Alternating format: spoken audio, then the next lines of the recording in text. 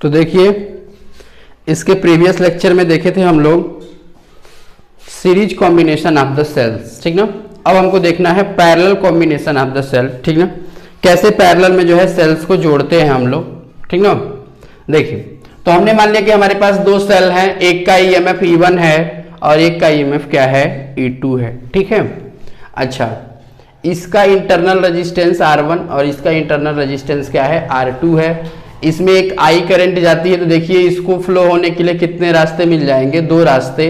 यानी कि हमने मान लिया कि ये वाला जो सेल है इसमें I1 करंट चली गई और ये वाला जो सेल है इसमें I2 करंट चली गई, ठीक है।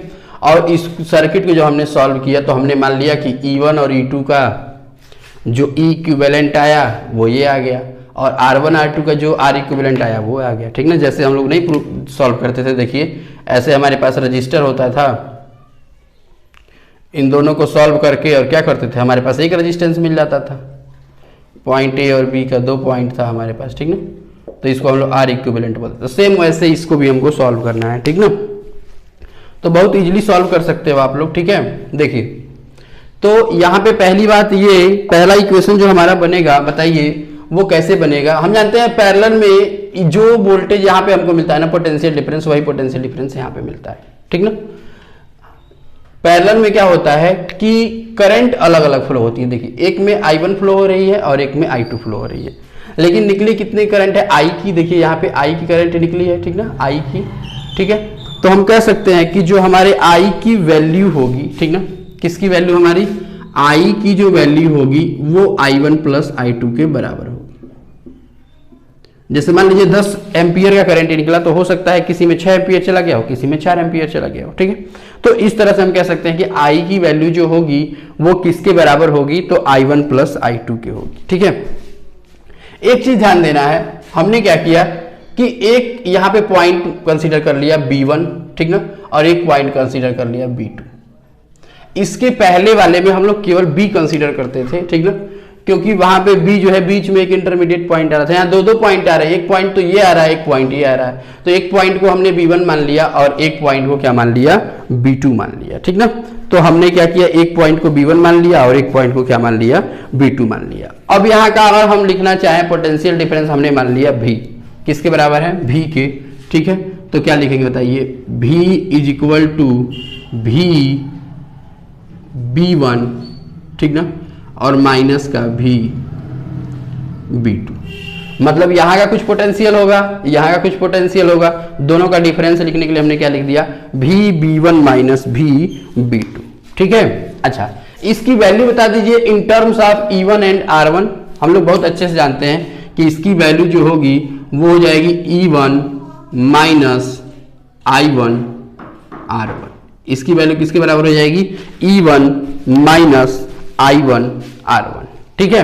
अच्छा, सिमिलरली बताइए अगर यहाँ का पोटेंशियल लिखना चाहें V, तो किसके बराबर हो जाएगा, फिर वैसे ही V इक्वल टू क्या, V इक्वल टू क्या हो जाएगा बताइए, फिर से V B1 minus V B2। इस बार E2 और R2 के टर्म्स में लिखना है, ठीक है। तो क्या हो जाएगा बताइए, ये हो गया आपका E2 माइनस I2 और ये हो गया R2, ठीक है। तो ये वैल्यू हमने बहुत इजीली लिख दिया, ठीक ना। V की वैल्यू यहां से भी और यहां से भी। अब आपको कुछ नहीं करना है, यहां पे बस I1 की वैल्यू फाइंड करनी है और यहाँ पे I2 की वैल्यू फाइंड करनी है और इस इक्वेशन नंबर फर्स्ट में लाके पुट कर देना है, ठीक है। तो आप बताओ यहाँ से जब I1 की वैल्यू फाइंड करोगे, यहाँ से किसकी वैल्यू, I1 की वैल्यू, तो वो कितनी आ जाएगी बताओ, तो वो आ जाएगी आपकी E1 minus V by R1। ये वैल्यू किसके बराबर आ जाएगी, E1 minus V by R1। और जब यहां से I2 फाइंड करोगे, ठीक ना, देख लो, तो आ जाएगी E2 minus V by R2। अरे बहुत सिंपल है, हमने V को इधर भेज दिया तो E2 माइनस V और I2 इधर आ गया था, तो R2 अब डिवाइड में जाएगा, मल्टीप्लाई में। तो सिंपली जो है हमको I1 और I2 की वैल्यू जो है मिल चुकी है। अब हम क्या करेंगे, अब हमें इस I1 और I2 की वैल्यू को उठा के इसमें पुट कर देना है टोटल I वाले में, ठीक ना। तो हम कह सकते हैं क्या कि I की जो वैल्यू है वो तो किसके बराबर है, I1 प्लस I2 के, ठीक है। तो I1 की वैल्यू कितनी बताइए, E1 माइनस भी बाई R1, I2 की वैल्यू E2 माइनस भी बाई R2। अब एक चीज ध्यान देना है, अब इसको अलग अलग कर लीजिए, बस आप लोग क्या कर लीजिए, अलग अलग। अलग अलग कैसे होगा देखिए, तो ये हो जाएगा E1 बाई R1 माइनस भी बाई R1, ठीक है, प्लस E2 बाई R2 और माइनस भी बाई R2। ये I की वैल्यू चल रही है, ठीक है। अच्छा, इसके बाद से जो है हम यहाँ लिखना स्टार्ट करते हैं, ठीक है, यहाँ पे लिख दे रहे हैं, ठीक है, यहाँ पे, ठीक है, ये 1 पे लिखना है और फिर ये 2 पे लिखना है, ठीक है, मतलब पहले इसको लिखना है फिर इसको लिखना है। तो बताइए क्या हो जाएगा, I इज इक्वल टू इसको और इसको इलेक्ट्रोमोटिव फोर्स वाले को यानी EMF वाले को एक पास कर लीजिए और VV वाले को एक पास कर लीजिए, तो यह आ जाएगा E1 by R1 plus E2 by R2। अच्छा, इन दोनों में भी कॉमन ले लिया जाए, माइनस का भी कॉमन ले लिया जाए, तो यह आ जाएगा 1 by R1 plus 1 by R2। ये I की वैल्यू आ गई, ठीक है।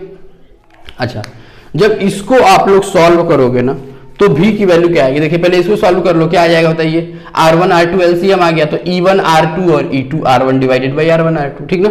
इसमें भी R1 R2 LCM आ गया, ऊपर आ गया R1 प्लस R2। जब इसको सॉल्व करोगे इस I वाले इक्वेशन को पूरे को, तो यहाँ से जो V की वैल्यू निकल के आएगी, ठीक ना, कुछ नहीं करना है, इस पूरे को इधर उठा के भेज दीजिए, ठीक ना, I को इधर बुला लीजिए।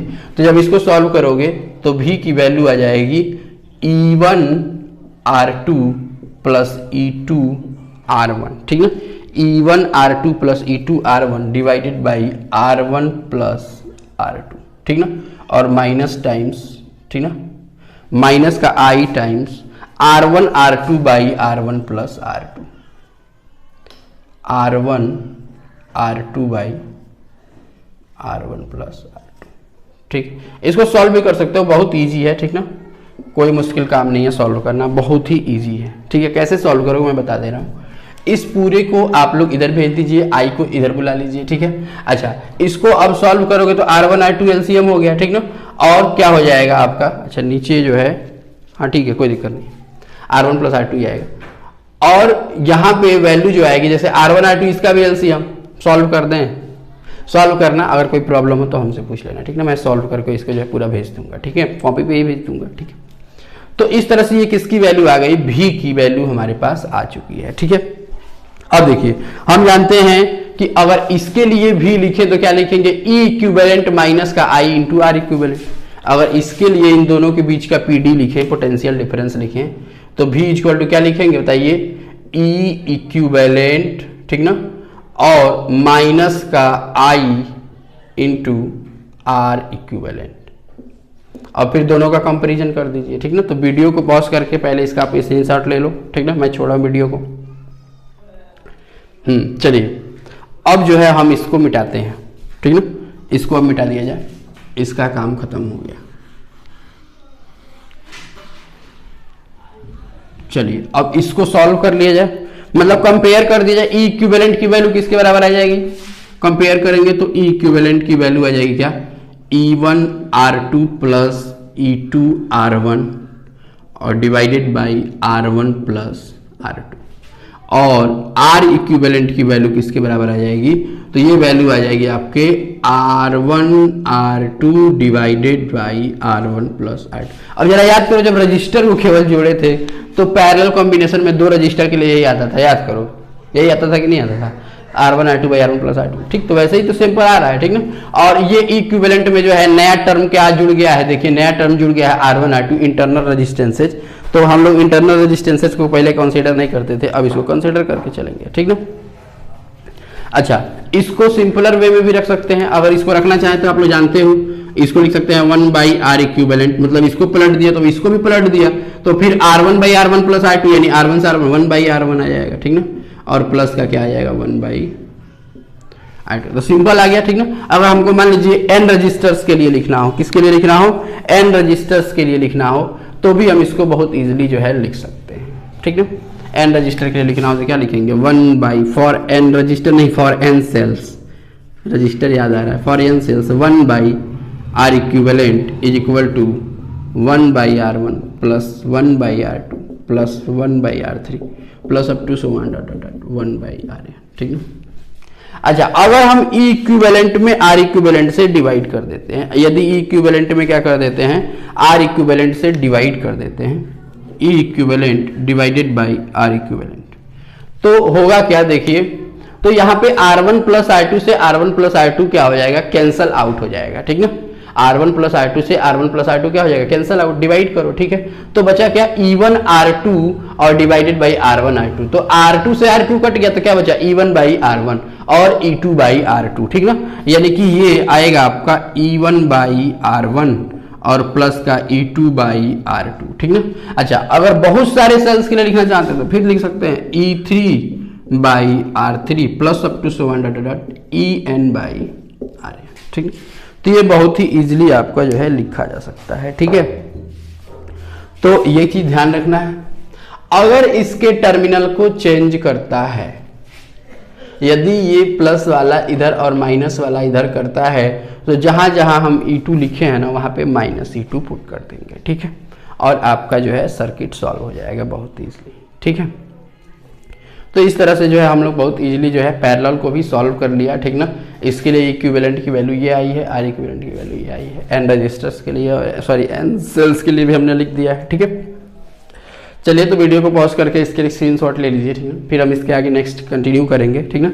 किरचॉफ लॉ बहुत इंपॉर्टेंट है, आपके एग्जाम में पूछा जाता है, ठीक है। Thank you so much.